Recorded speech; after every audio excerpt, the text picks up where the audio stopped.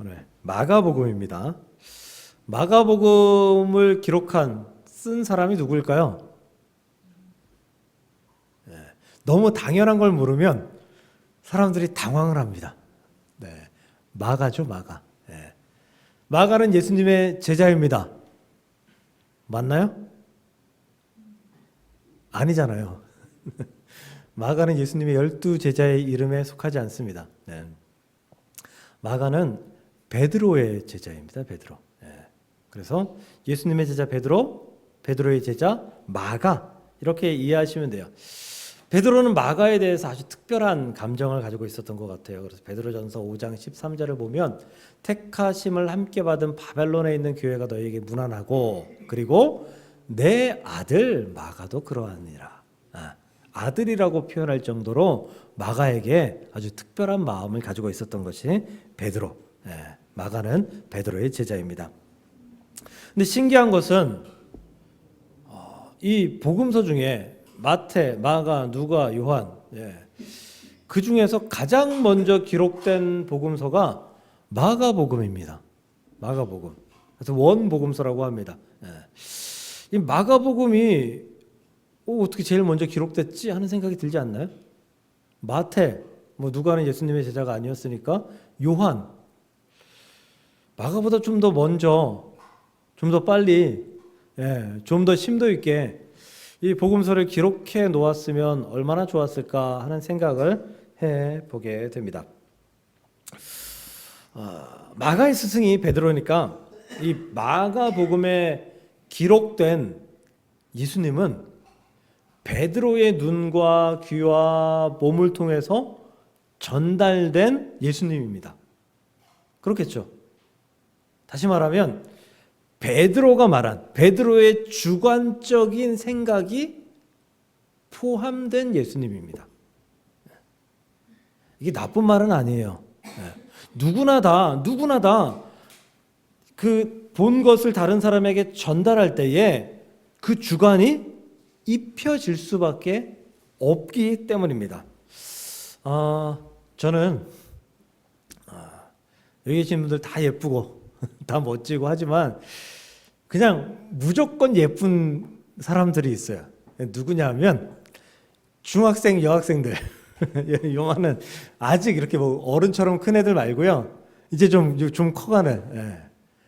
걔네들이 교복 입고 가는 거 보면 너무 예뻐요. 아니 걔네들이 얼굴이 예쁘고 몸매가 예쁘고 해서 예쁜 게 아니라 얼굴이 예쁘고 못생기고 상관없이 몸매가 날씬하고 뚱뚱하고 이거 상관없이 그냥 예뻐요. 걔네들. 그냥 예뻐요.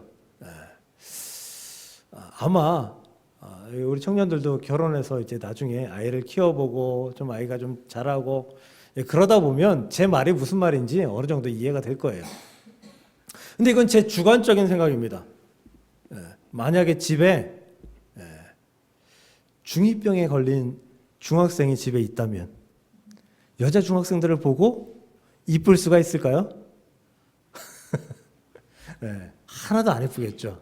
그냥 속 터지겠죠. 베드로의 생각이 마가복음에 주관적인 생각으로 어느 정도 녹아 들어갔다는 것은 인정해야 됩니다. 그 증거 중에 하나가 마가복음이 기록된 의도예요. 마가복음은 1세기 기독교인들이 고난받고 핍박받는 그런 상황을 이겨낼 수 있도록 돕기 위해 쓴 복음서입니다. 그런데 그 대상이 누구이냐 하면 마가는 유대인인데 베드로도 유대인인데 유대인들을 대상으로 쓴 것이 아니라 이방인들을 대상으로 썼습니다. 그리스도를 믿은 이방인들. 베드로도 마찬가지죠. 베드로전서 1장 1절을 보면요. 이렇게 기록되어 있어요. 예수 그리스도의 사도 베드로는 본도, 갈라디아, 갑바도기아, 아시아의 비두니아에 흩어진 나그네. 이 사람들한테 베드로전서를 썼다라는 말씀이에요. 이방인들에게 썼다라는 그러한 의미를 가지고 있겠죠. 그러니까 마가복음이 베드로의 영향을 받았다. 이건 분명한 팩트인 것 같습니다. 근데 마가복음은 고난당하는 이방인들을 위해서 썼다 그랬죠. 이방인 그리스도인들을 위해서. 그래서 마가복음에는 예수님이 이렇게 기록되어 있어요. 고난당하는 종, 고난당하는 메시아. 예. 예수님의 고난에 대해서 아주 상세하게 기록된 것이 마가복음입니다.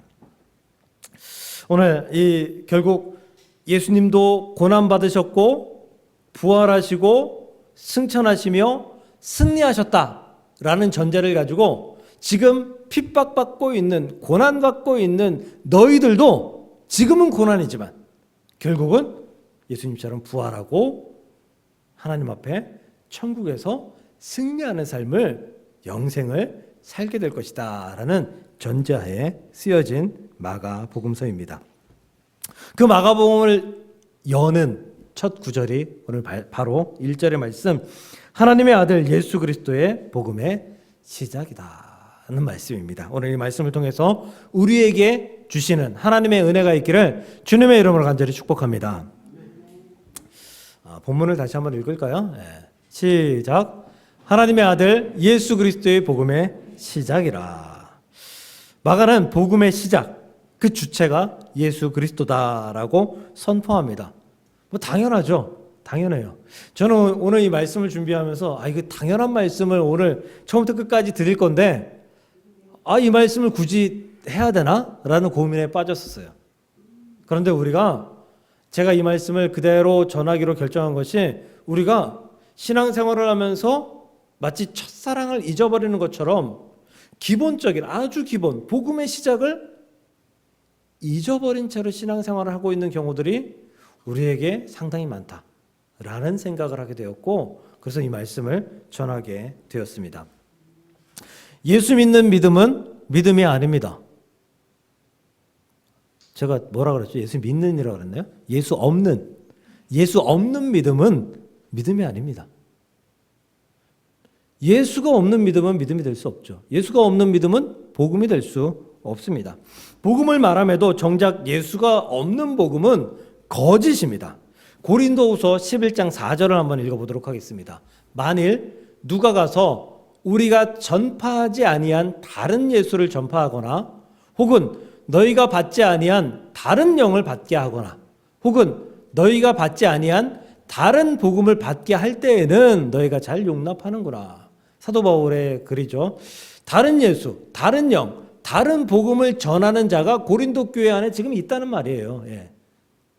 근데 그들의 입으로는 예수를 전하는 것처럼 전하고 있다. 복음인 것처럼 전하고 있다라는 말씀인 것이죠. 그렇다면 이들이 도대체 무엇을 가르치길래 다른 예수, 다른 영, 다른 복음을 가르친다라는 비판을 받고 있을까요? 사실 구체적인 내용은 잘 모르겠어요.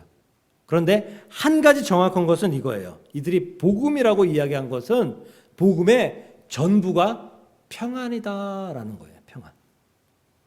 이들은 평안은 전하는데 고난과 고통은 전하지 않는다라는 거죠. 그리스도인들에게 평안이 다가오는 것은, 그리스도인에게 평화가 다가오는 것은, 그리스도인에게 이러한 승리가 다가오는 것은 우리가 모든 고난과 고통과 아픔들을 믿음으로 견뎌냈을 때, 이겨냈을 때 다가오는 것이 평안이고 평화고 승리 아니겠습니까? 그런데 그 앞에 것은 싸그리 다 빼버리고 예수 믿으면 평안해, 예수 믿으면 승리가 있어, 예수 믿으면 행복해, 예수 믿으면 너희들한테 고난 같은 건 없어 라고 전했다라는 것이죠. 사탄은 하나님의 백성이 그 길을 잃도록 항상 고난을 준비합니다. 우리에게 고난이 없다면, 신앙생활하는데 고난이 없다면 내 신앙이 올바른 신앙인가 되돌아볼 필요가 반드시 있다는 사실을 기억하십시오. 베드로는 베드로전서 5장 8절에서 근신하라, 깨어라, 너희 대적 마귀가 우는 사자같이 두루다니며 삼킬 자를 찾는다라고 말씀했습니다. 고난이, 사탄이 내 곁에 틈타지 않으면, 나를 유혹하지 않으면 나의 믿음은 사탄이 좋아하는 믿음, 변질된 믿음, 잘못된 믿음일 가능성이 있다는 것입니다. 사랑하는 성도 여러분, 하나님의 백성이 깨어있지 않으면 마귀의 먹잇감이 된다는 사실을 기억하십시오. 고린도 교회에 들어온 다른 예수, 다른 복음, 다른 영을 전하는 자들은 예수 믿으면 누리는 평안, 은혜만 강조합니다. 고난은 말하지 않습니다. 거짓 복음이다라는 거죠. 즉 거짓 복음이란 무엇이냐면 예수를 전하지만 자신들이 원하는 것만 전하는 거예요. 필요한 것만 전하는 거예요. 예수의 전부를 전하는 것이 아니라 일부 발췌해서만 전하는 거예요. 이게 이단의 모습이에요. 이게 이단은 자신들이 필요한 말씀들만 발췌해서 그 말씀을 읽고 연결하고 그 말씀을 엉뚱하게 해석해서 이것이 진리다라고 선포하는 것이 이단입니다. 제가 말씀을 준비하면서 검색하다가 하나님의 교회 신자가 적은 글을 보았습니다. 하나님의 교회는 이단입니다. 안산홍 장길자. 안산홍이 들리는 소문에 의하면 라면 먹다 체해서 죽었다 그래요. 하나님이라는 자가, 자칭 하나님이라는 자가, 그 와이프가 장길자예요. 그 양반이 하나님의 교회를 이어받았어요. 그러면서 하나님 어머니라고 이야기하죠. 어머니 하나님. 근데 그 하나님의 교회 신자가 이렇게 말하더라고요. 다른 예수, 요 본문, 그 11장 고린도 후서인가요? 전서인가요? 고린도 후서 11장 4절 이 본문을 말하면서 다른 예수를 전하는 자가 부패하고 타락한 기존 교회들이다라고 이야기를 정죄했어요. 그러면서 한다는 얘기가 기존 교회들은 안식일을 지키라 하는데 일요일에 예배드린다.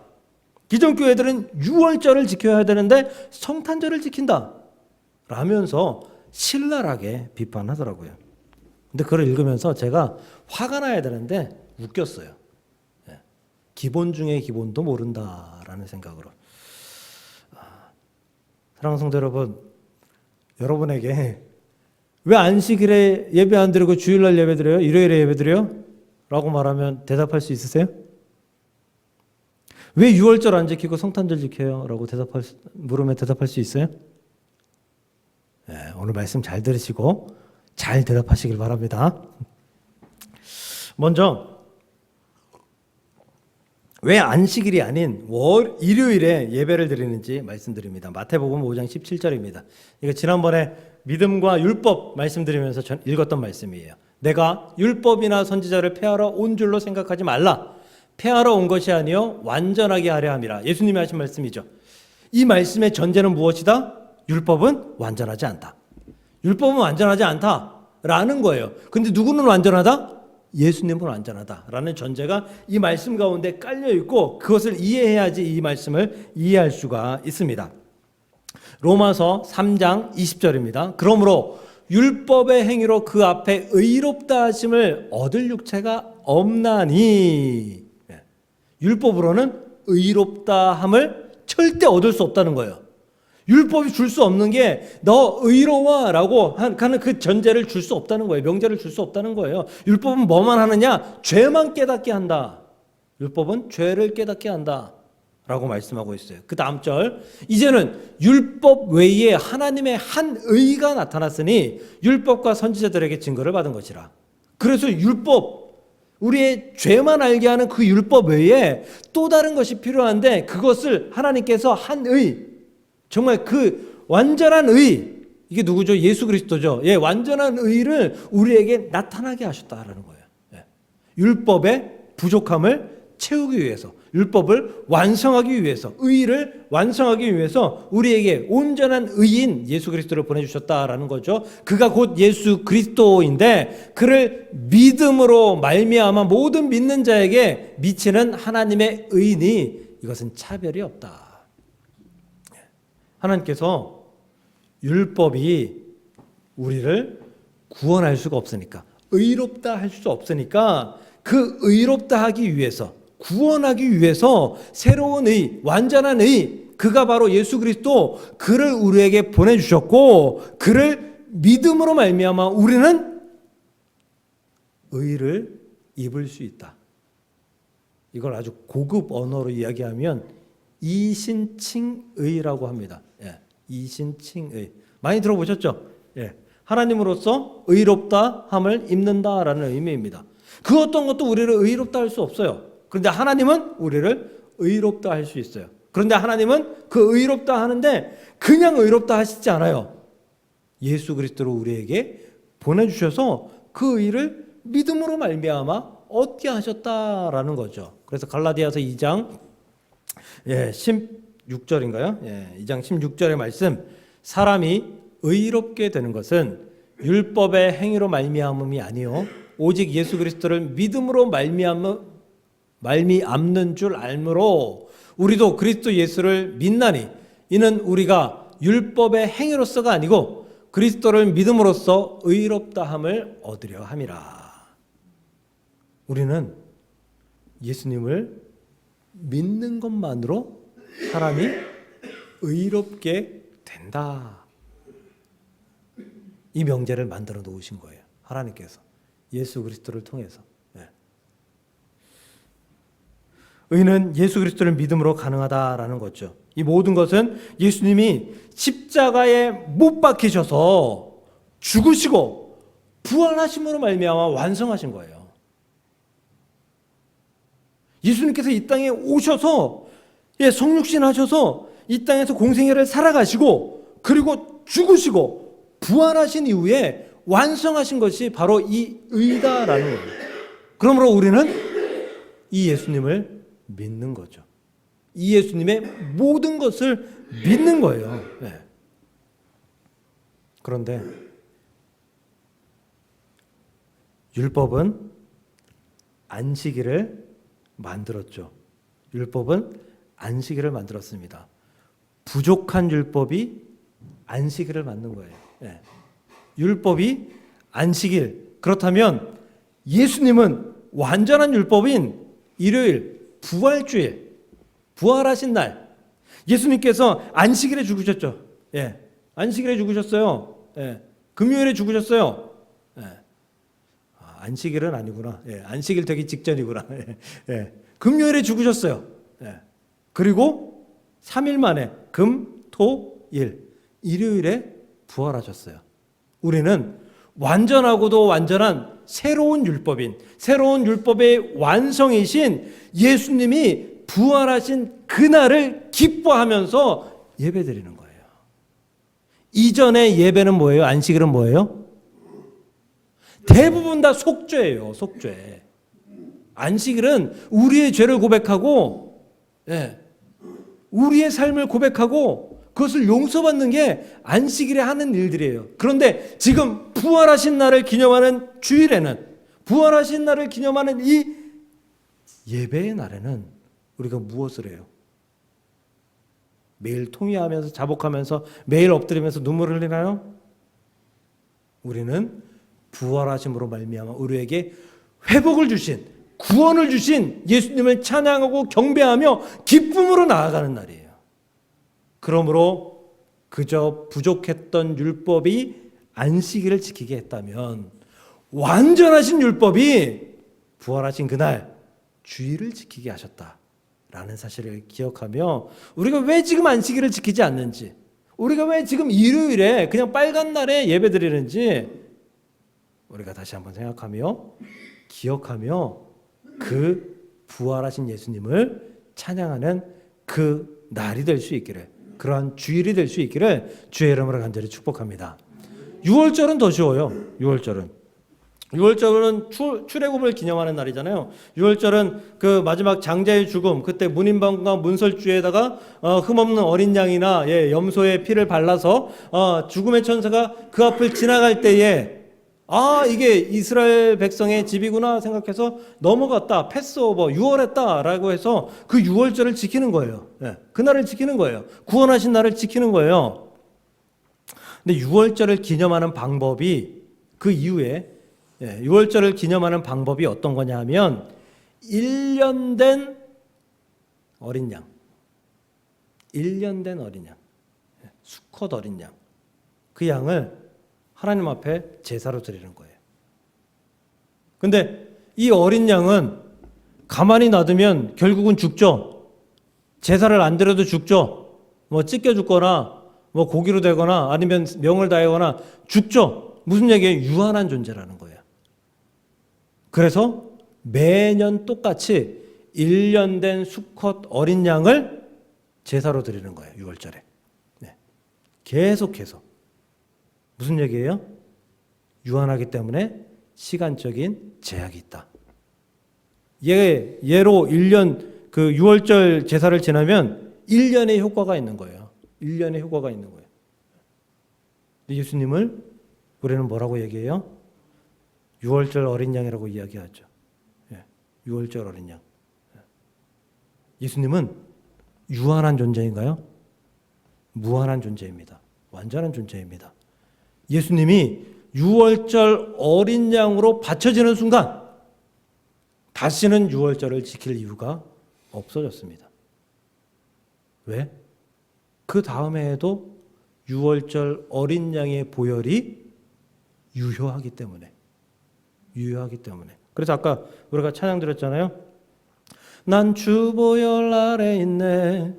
난 원수의 어떠한 공격에도 더 이상 넘어지지 않네. 난 주 보혈 아래 있네.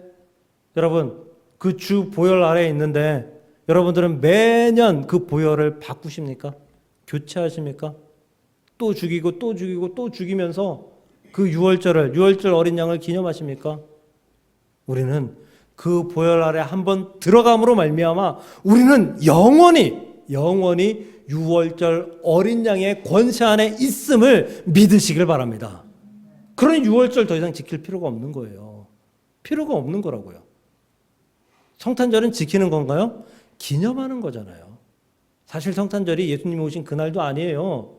근데 예수님이 오신 것, 그 사건에 기뻐서 감사해서 우리가 예수님이 탄신하신 그날을 그날로 정해놓고 기뻐하는 예배를 그냥 드리는 거예요. 하나님의 교회의 사람들에게 묻고 싶습니다. 당신들이 지키는 유월절이 구약의 유월절 제사의 방법과 동일한가? 하나님의 교회에서 매년 유월절이 되면 1년 된 수컷 흠없는 어린 양 그거 잡아다가 제사 드리는지 교회마다 궁금합니다. 하는지.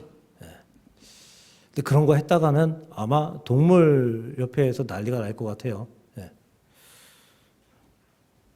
안 할 것 같아요. 잘 모르지만. 왜 유월절 어린 양 대신 예수님이 완전하신 분이다는 사실을 인정하지 않는가? 인정하지 않으니까 유월절을 계속 지키는 거죠. 아니 유대인들처럼 초막절 지키고 있는지, 성경을 마음대로 취사 선택해서 필요한 것만 취사 선택해서 지키고 강조하는 것이 바로 이단이에요. 그것이 바로 다른 예수, 다른 영, 다른 복음을 전하는 것입니다. 마치 고난은 싹 빼버리고 평안만 강조하는, 기쁨만 강조하는, 승리만 강조하는 고린도 교회에 들어온 거짓 선생들과 같은 그러한 자들이 바로 이단이다라는 것입니다. 사랑하는 성도 여러분, 오직 예수님의 모든 것, 예수님의 전부가 복음의 시작입니다. 예수님의 그 어떤 것도 빼거나 더하지 마십시오. 예수님 그대로를 믿고 의지하며 나아가시기를 주의 이름으로 축복합니다. 그런 예수님은 우리를 구원하실 분입니다. 그 온전하신 예수님은 우리를 구원하실 유일한 분입니다. 그래서 사도행전 4장 12절에 이렇게 말씀하잖아요. 다른 이로서는 구원을 받을 수 없나니 천하 사람 중에 구원받을 만한 다른 이름을 우리에게 주신 적이 없다. 예수를 믿되 거짓 복음에 흔들리지 않는 저와 여러분들 될 수 있기를 주의 이름으로 축복합니다. 듣기 좋은 말씀만 듣지 마십시오. 듣기 좋은 복음만 듣지 마십시오. 듣기 싫은 말씀도 듣기 싫은 복음도 들어야 합니다. 그 모든 것이 예수 그리스도께서 원하시는 것이기 때문입니다. 그러므로 어떠한 것이 아니라 그저 예수 그리스도의 전부를 나의 신앙의 출발점에 놓고 다시금 걸어갈 수 있는 저와 여러분들이 될 수 있기를 주님의 이름으로 간절히 축복합니다. 한 가지만 더 말씀드립니다. 복음의 또 다른 시작점은 오늘 마가가 말씀하는 것처럼 예수 그리스도입니다. 즉 하나님의 아들, 예수님은 하나님의 아들로 예수님이 하나님임을 인정하는 것입니다. 그리스도는 메시아라는 의미예요. 기름 부음을 받은 자, 왕 뭐 이런 의미도 있지만 메시아라는 의미예요. 예수님께서 이 땅에 내려오셨을 때 그때가 그리스도가 되는 실현되는 순간이에요. 그런데 예수님께서 이 땅에 오셔서 십자가 지지 않고 그냥 다시 올라가셨으면 그리스도를 완성하신 것이 아니게 됩니다. 그리스도를 완성하신 것은 예수님께서 이 땅에 오셨고 공생애를 사셨고 십자가에 죽으셨고 그리고 부활하셨고 승천하셨고 지금 우리를 위해서 기도하고 계시는 중보하고 계시는 그 모든 것이 그리스도의 삶이다라는 거예요. 구약의 말씀에서 예수님을 상징하는 그런 말씀에서는 그리스도라는 칭호를 잘 쓰지 않습니다. 예수님이 만약에 이 땅에 오시지 않는다면 그리스도라는 칭호가 그 가운데에 예수님 가운데에 합당한 칭호가 되지 않을 수도 있습니다. 예수님은 이 땅에 오셔서 죽고 부활하심으로 말미암아 완전한 그리스도가 되셨기 때문입니다. 우리 그런 생각해보지 않나요? 하나님이 왜 굳이 예수님을 이 땅에 오게 하셔서 죽이셨을까? 아니 하나님이 세상의 주인이시고 모든 마음대로 하실 수 있는 분인데 그냥 예수님 죽이지 않고 우리를 구원하시면 그건 되지 않을까? 이런 생각 안 해보십니까? 며칠 전에 저는 이제 운동에 관심이 많으니까 문체부에서 축구협회 감사 결과 하면서 발표했어요. 실시간으로 봤어요.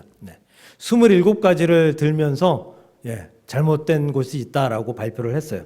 근데 축구협회가 그날인지 다음 날인지 또다시 발표를 했는데 발표의 내용은 뭐냐 하면 그게 뭐가 잘못인데 한마디로 그거였어요. 27가지나 잘못했는데 그게 뭐가 잘못인데 우리 잘못한 거 없어 이러고 있어요. 그 중에 한 가지 이건 무조건 잘못이라고 생각하는데 비상근 임원 그러니까 근무하지 않는 이름만 임원으로 있는 사람이에요. 그러니까 다른 데 근무하거나 이름만 둔 사람들 그 사람들한테는 월급을 줄 수 없대요. 이거는 축구협회뿐만 아니라 모든 기관이 다 그렇대요. 법적으로. 그 사람들이 특별한 일을 할 때 수당은 줄 수 있대요. 근데 그 사람들한테 무려 28억을 썼대요. 비상근 임원들한테 월급을 줬다는 거예요. 근데 우리 잘못한 거 없어. 아니 그게 뭐가 잘못인데 우리 돈 우리가 썼는데 왜 니들이 뭐라 그래? 이런 식인 거예요. 다시 말하면 내가 주인인데 내 마음대로 할 거야. 간섭하지 마. 한마디로 배째라 하고 있어요. 만약 하나님께서 내가 세상의 주인이 내가 쟤를 구원하든 쟤를 구원하지 않든 무슨 상관이야 라고 말씀하신다면 하나님 믿을 이유가 있나요? 필요가 있나요? 하나님 기분 좋으실 때 죽어야지 천국에 가죠. 그러면 하나님 기분 나쁘실 때 죽으면 천국에 못 가는 거 아니에요? 그러면 하나님 기분 내키는 대로 하면 그래서 하나님은 완벽한 기준을 만드신 거예요.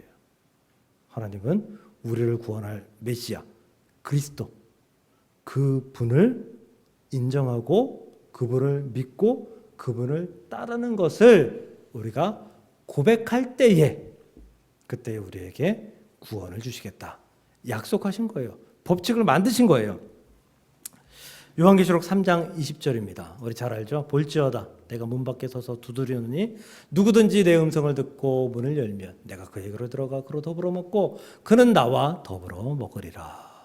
이 말씀에 그림이 있죠? 이 그림 많이 보셨죠? 이 그림의 오류 의도된 오류가 뭐라고요? 문고리가 없어요. 손잡이가 없어요. 왜?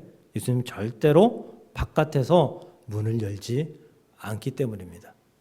우리의 마음 문은 우리가 열어야 되는 거예요. 우리가. 하나님은 그렇기 때문에 예수 그리스도를 이 땅에 보내신 거예요. 마음대로 구원하신 거 아니에요.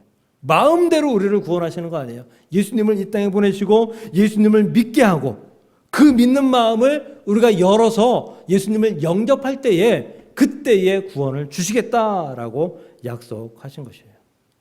그러므로 복음의 시작은 복음의 또 다른 출발점은 무엇이냐? 예수 그리스도가 이 땅에 오시고 그리고 우리를 위해 사시고 죽으시고 부활하시고 승천하신 그 예수님을 온전히 고백하는 자. 온전히 고백하는 것. 그것이 바로 복음의 시작점이다라는 것입니다. 당연한 것이죠. 과연 우리가 지금 그렇게 예수님을 믿고 있는지. 우리가 필요할 때는 예수님을 믿고 필요 없을 때는 예수님 뒤에 잠깐만 계세요. 그냥 내 생각대로 좀 해볼게요. 그렇게 살아가고 있지는 않은지. 우리가 우리의 삶을 돌아보며 우리의 복음의 시작점을, 출발점을 다시 한번 검토하며 살아갈 수 있기를 주의 이름으로 간절히 축복합니다. 두 가지 말씀드렸습니다. 첫 번째는 뭐예요? 가감하지 말아라. 복음은 가감하는 것이 아니다. 복음의 시작점은 예수 그리스도의 전체 그대로 가지고 시작하는 거다. 두 번째는 예수님은 그리스도이십니다. 그리스도, 예수님께서 이 땅에 오시고 죽으시고 부활하시고 승천하신 그 예수님을 인정하는 것, 내 삶의 전체에서 인정하는 것, 그것이 복음의 출발점이다라는 사실을 기억하시고 여러분들의 출발점이 과연 제대로 서 있는지, 아니면 흔들리고 있는지, 아니면 내가 자주 간혹 잊어버리는지 우리가 돌아보고 회개하며 여러분들의 복음의 출발점을 온전히 다시 새기며 나아갈 수 있기를 주님의 이름으로 간절히 축복합니다.